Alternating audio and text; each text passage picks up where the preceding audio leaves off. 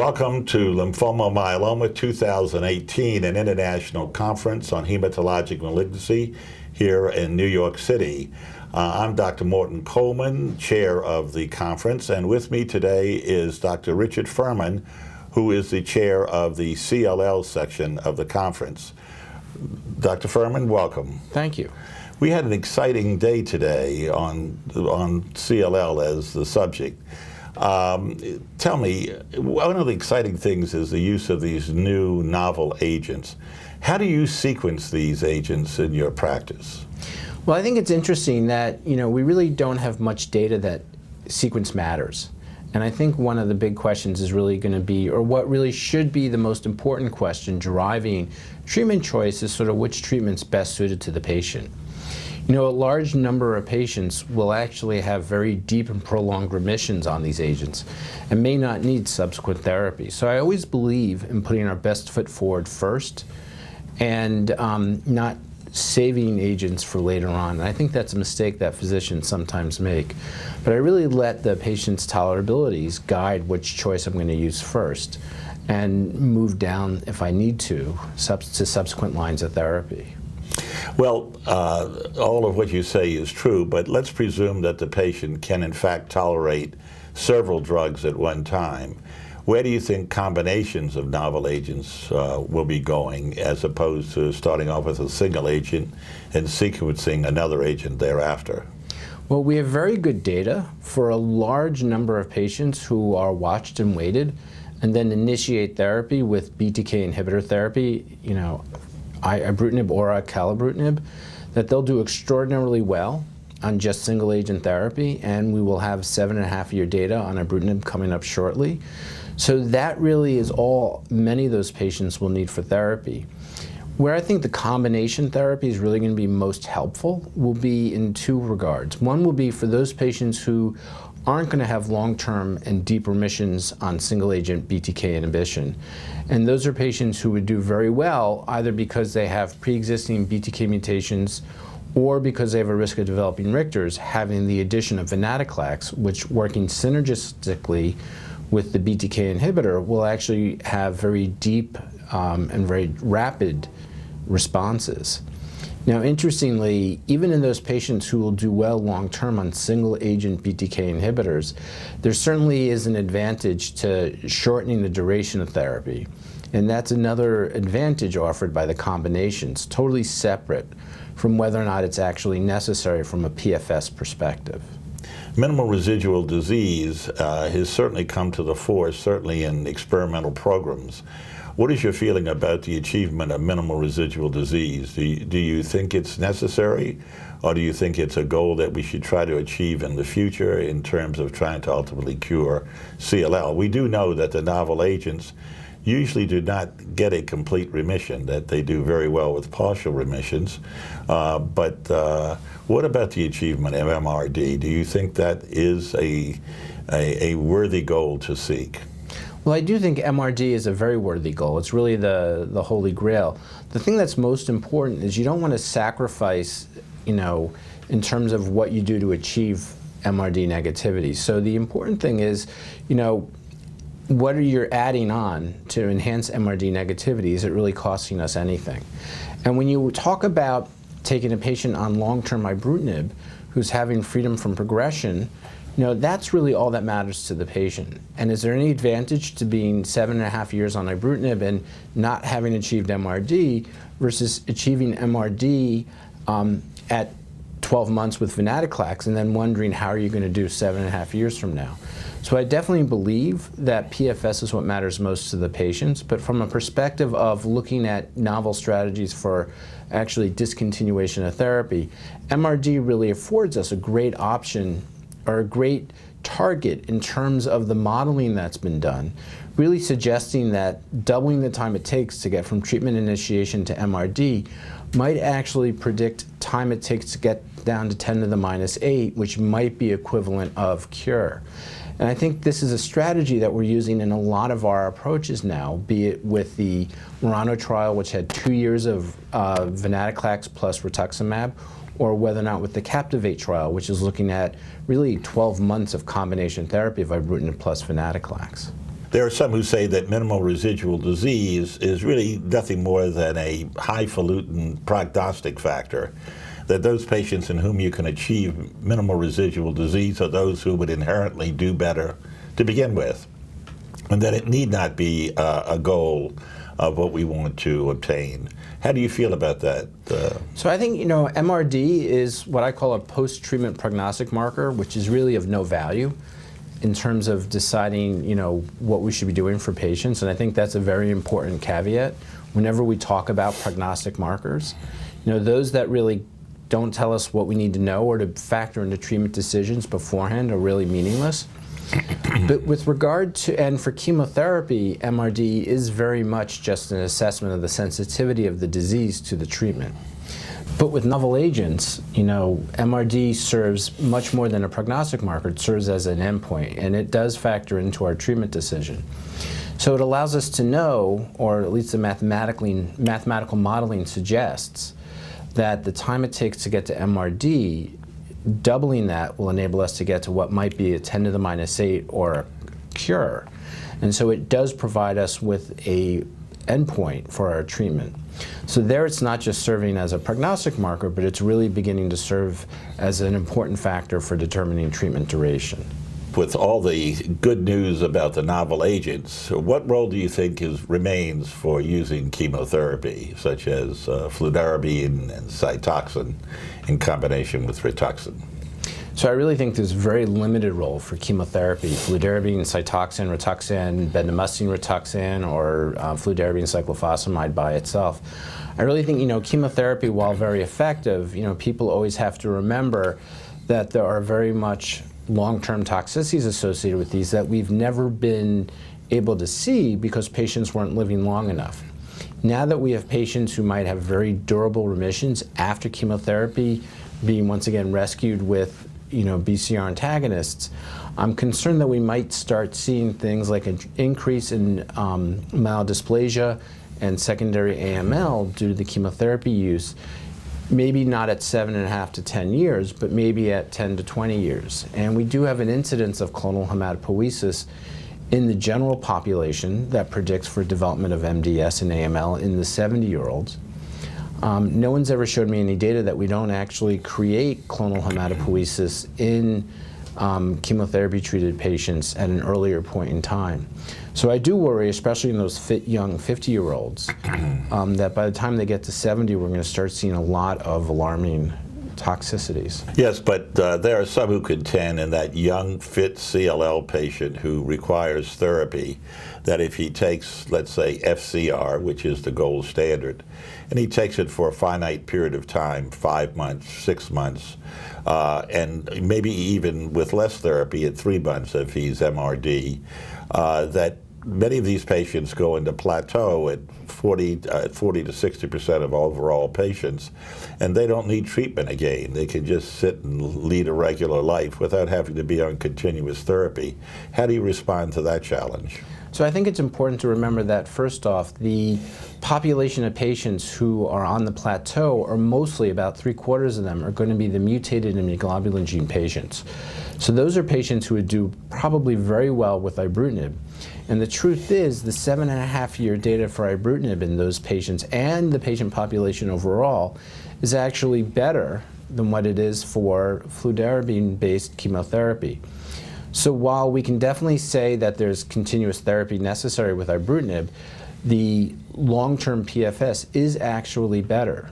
But if you are talking about the advantage of being off therapy, that's good and fine, but there's still 25% of patients who are mutated are going to progress, and people do quite poorly after progressing on fludarabine-based chemotherapy. Likewise, if you're unmutated, there's a continuous rate of progression in those patients as well. So patients can't choose which curve they're on, and they can't choose where in the curve they are. And so, it's rolling the dice, and it's a role that I think we have to be very conscious of because we don't know where people are going to end up. The one other thing that I think, and this is very important, and this I think relates particularly to sequencing, the few patients who run into trouble with BTK inhibitor therapy are those who actually develop 17p deletions. And we know that the incidence of 17p deletion is about 3 to 7% at diagnosis and rises to 35 to 40% by the time you start looking at relapse refractory disease. And in fact, in the ibrutinib and idelalisib pivotal studies, it was as high as 45%. So you all of a sudden are, looking at chemotherapy, which increases the risk of 17p or increases the incidence of 17p, really as being the one thing that might sort of hurt the long-term chances of the patients benefiting from BTK inhibitor therapy. So if I read you correctly, you're talking about clonal evolution, that what you're doing with ibrutinib is that you're sort of clearing out the very sensitive cells and allowing the emergence of a more resistant clone. It was my understanding, however, that ibrutinib is supposed to be effective for most patients with 17p. How do you resolve the issue of 17p supposedly being sensitive but yet evolving as a potential resistant abnormality with long-term ibrutinib therapy? So it's important to recognize that the rate of evolution is certainly not 100%. The relapse refractory 17p curve has about 26% progression-free survival at 5 years. The treatment-naive data, which is actually probably best generated from the NIH study, shows a 2-year freedom from progression of about 77%. So while it's not a perfect curve, it's certainly far better than what we've seen with anything else. I do believe that there are going to be patients who have pre-existing clones that either might harbor a BTK mutation that makes them likely to progress on ibrutinib, or changes that may be starting that would lead to a Richter's transformation, also enabling them to progress on ibrutinib.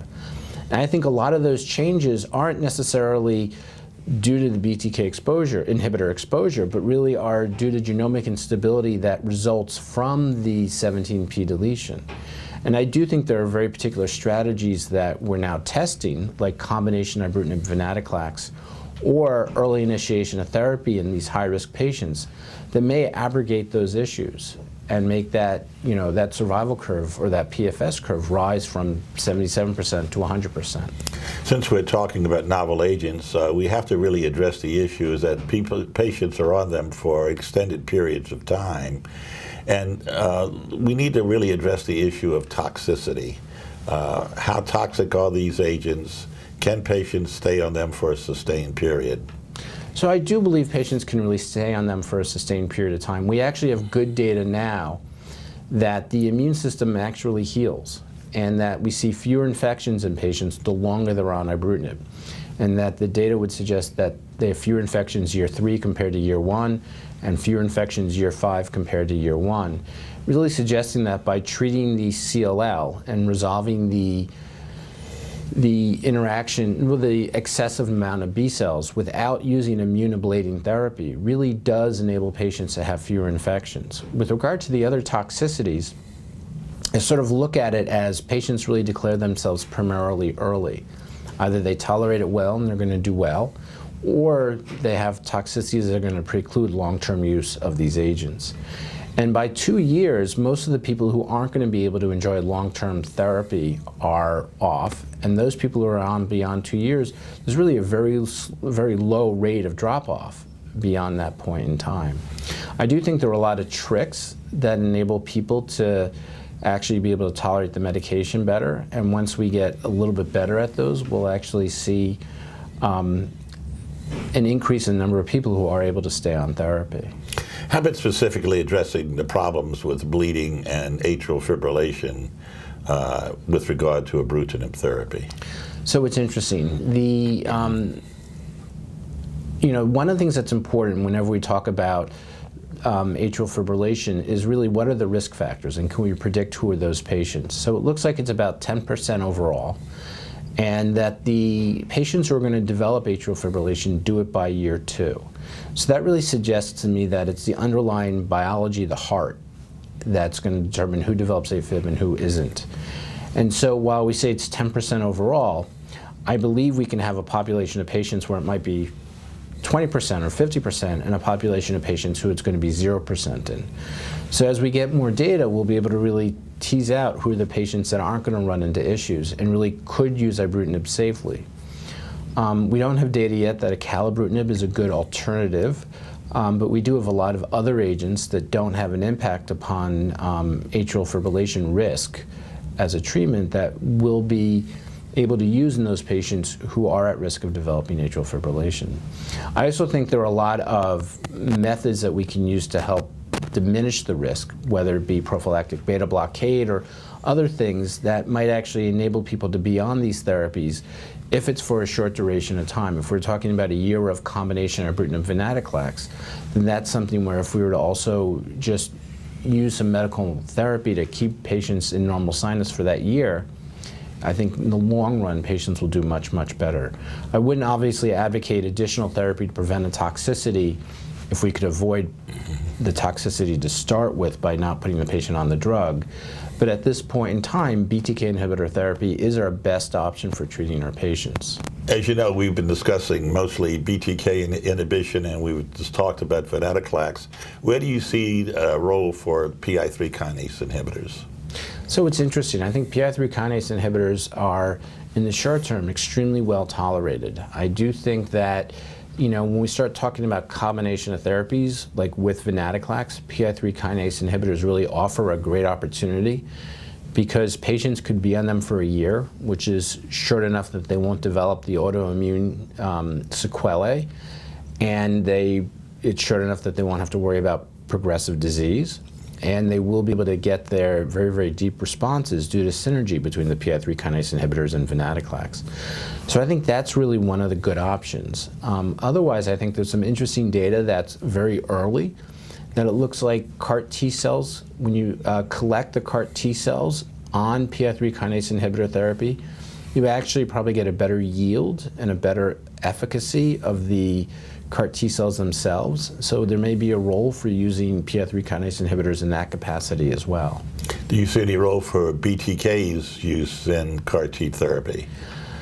Well, you know, it's interesting. I think one of the important aspects of CAR T cells, and one of the important ways of improving tolerability as well as efficacy, is by having it done with the disease burden minimized.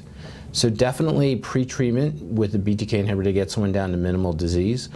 Also enabling the CAR T cells to sort of take hold without the CLL growing back is important as well.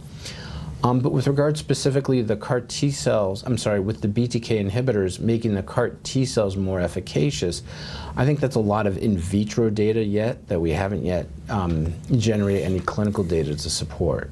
CAR T therapy seems to have come to the fore very recently and seems to be the hottest, latest thing for CLL.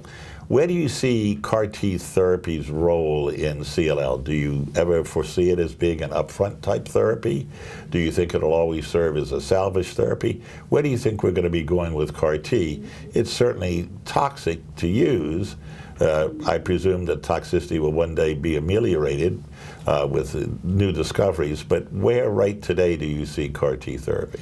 So I'm really not that rosy on CAR T therapy. I think in CLL, the response rates are 30%, so they're significantly lower than what we see with a lot of our other agents. And the tolerability or the toxicities are much greater, and the tolerability much less. So I do think it has a role in patients who've progressed on multiple lines of therapy, including chemotherapy, including our novel agents. But I think it currently needs to be better investigated and to better understand how we can use it. My belief and how it should be used at this point in time, which still needs to be proven, would be in two ways. One is to be as maybe a consolidative therapy. If we were to do CAR T cells in someone who's already achieved, you know, a very good response, this could either be an MRD positive response in venetoclax, which I do think, you know, if you're not MRD negative by the end of 18 to 24 months, you're likely going to progress in the not too distant future. Or if it's to take that patient who's been on ibrutinib for 2 years and get them off ibrutinib, you know, CAR T cells could definitely do that type of consolidative or have a place in consolidation. You know, the CAR T cells are very well tolerated with that amount of disease burden, and it really does sort of afford the option to sort of mop up what's there. The other place I see CAR T cells being very important is actually with Richter's transformations. And what I'd like to see us do is collect patients, you know, at diagnosis, undergo significant amounts of debulking chemotherapy, and then using CAR T cells to really consolidate them. That, I think, is probably our best strategy for what really are our toughest patients to treat and the greatest unmet medical need that we have in CLL right now. Do you see any role for allogeneic transplantation in CLL? Very limitedly. So I think allogeneic transplant is something that I offer to all my patients who have had a Richter's transformation, and I'm concerned that the next Richter's we might not be able to get them back into remission. I also offer it to my patients who are young and have 17p deleted disease. But by and large, I think the most important class of patients who it's going to be of use in are those who have sort of an aplastic anemia, which we see now in CLL patients that we're able to clear the marrows. So 10 years ago, we had a large number of patients dying with pancytopenia, marrows full of CLL. You know, we're starting to see a number of patients who will have pancytopenia, but now empty marrows. And it's because we've been, by using venetoclax, ibrutinib, and whatnot, we've been able to clear out the marrows.